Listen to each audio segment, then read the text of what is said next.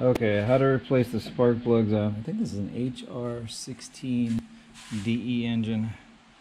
So we're gonna replace gotta take out the intake manifold. So we're gonna disconnect the throttle body up here. This looks like an airline, water line, airline, inbox thing. They even take the whole inbox off. A couple of bolts.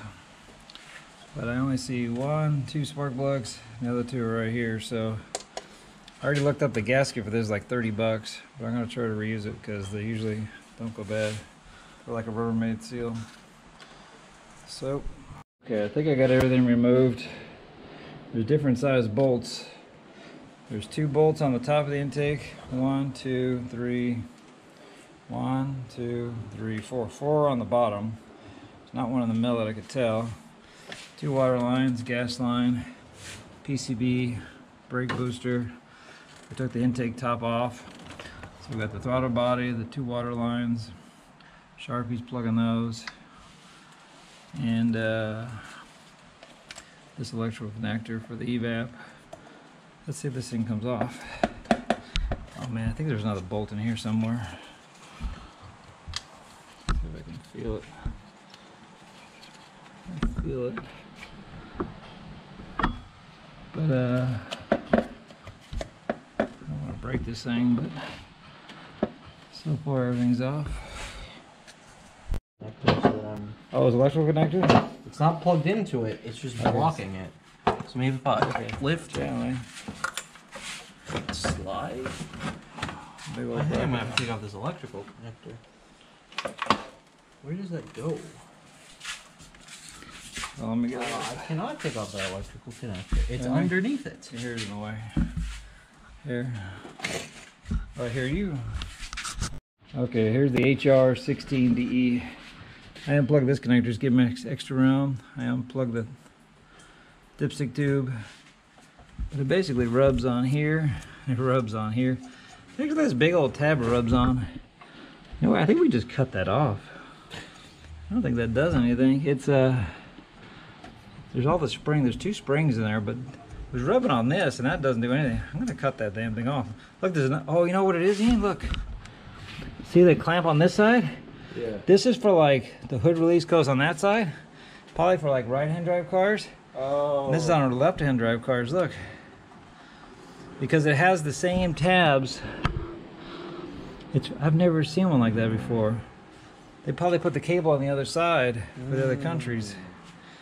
Because they do make cars in America for Australia, right-hand drive cars. Nissan's made over 1 million cars in Australia, for Australia from America. These are made in Mexico, but it's still America. Okay, so now we can get to the coils. 1, 2, 3, 4. Easy peasy. Look at the dual injectors. I've never seen any car in the world with 2 fuel injectors per cylinder. Crazy. And we're gonna clean that throttle body. So here's the intake. Let's see what your throttle body. Check this out. Let's see. Oh, this looks pretty nasty. I'll clean that up. So change the spark. Somebody complained on the sensor video I didn't explain how to change spark plugs. Okay, let's check these out. They should say Nissan on them. The other ones did. Oh, they say Bosch. Double E Platinum. So he's got almost 100,000. Wow, the gap looks not too bad actually. Go ahead and whip out another one. I just put the coil packs in order just for the hell of it. That doesn't matter. Oh, yeah, unplug first. That's enough. Yeah, this one you just push that back button. It helps to take them off first if you can. Or just pull the plug. Yeah, just don't pull on the wires. Because you'll rip the wires right out the back and then you'll have stutter. Just throw it up there.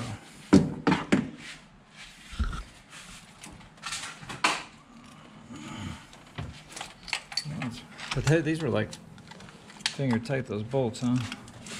Cool. These bolts up here just keep it from flopping around. They were like finger tight. Now hit the battery.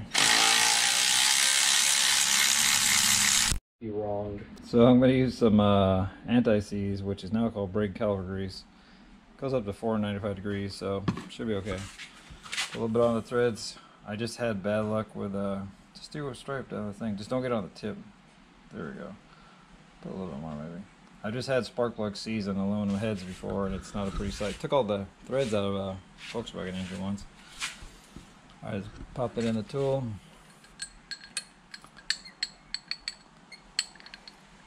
There we go.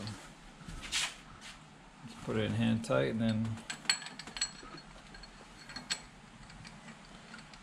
after it bottoms out, you just turn it with a small ratchet, 3/8 ratchet.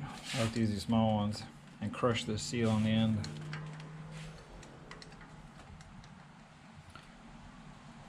So they didn't have regular anti-seize when I sent you guys to the store to buy that? Nope. I've always just used regular anti-seize for years on both. It's already bottomed out.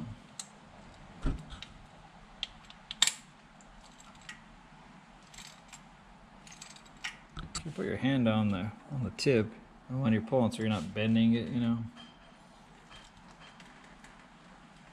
There we go. Is that good? Oh, that's a little bit more. There we go. Now it stops. Yeah, when he's not having that much leverage, like I use a longer one to take it out and a shorter one to put it in. There we go. So now we got to figure out these Bosch plugs are factory, because I looked it up and they're supposed to be NGK whatever. But I had these Bosch in here. I bought it with 80,000 miles. It didn't look like it ever been apart, so I don't know if those are factory or somebody's changed them once. I think everything else was original in this car when we bought it. We'll never know. I'll see if they come with Bosch. Everybody, this is a 2012 Versa, and it had Bosch plugs in it because the Sentra was made in Mexico as well, and it had NGKs and it said Nissan on them. We're gonna clean this throttle body. Here's the before. I forgot to touch the video the Sentra when I did it. Flashlight. Let's see what thing in there. I'm trying to clean this throttle body. So that had an idle problem. Oh yeah, it's pretty sooty in there.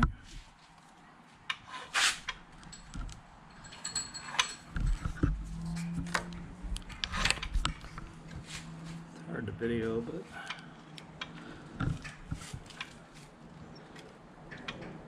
oh yeah, there's a black ring.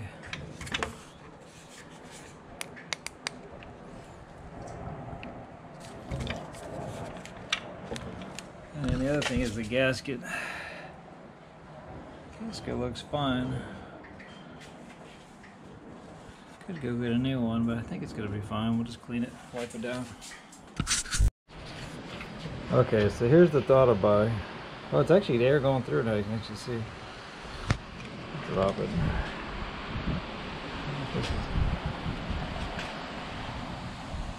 See how black it is in there. So, just took it off the intake. I'm gonna clean it up. You definitely see air through it. I don't know if you guys can see how clean that is now, but just some carb cleaner and a rag. Get rid of all that carbon deposits. Ouch. Clean as it's gonna get for now. It's weird, just like some weird paint or something on there. Since the intake was hard to get off, and the only thing it was rubbing on was really this tab, which I think is for a right-hand drive car. So I'm gonna get rid of that tab. It's obviously not been used and it's not needed. So it's going away. Alright, so here's the after. I just took a sanding disc and grind that off. So now no more tabs. It's like 1/2 inch. Like I should give us enough room now to get that back in. There's the alternator. Starter looks the same as the MR engine. Let's see if I can get this back in now with my modified. Make sure I don't break the sensor on the right. Pick that wiring harness on the left.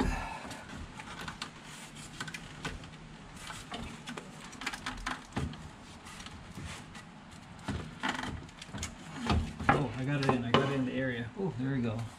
I think I just gotta. There we go. That wasn't too bad. I think taking out that extra inch of trunk. Now the $1,000,000 question is which bolt goes where. So come up here again. So we've got these. Okay, there's two types of bolts for the 7 intake and manifold bolts. I believe these 5, the intake, the head side is these long ones, and these short ones, I think, are on the top.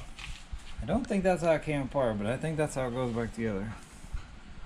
So we'll see, because look, these even go, I can't read that. That's what we're gonna do, because they seem to fit better.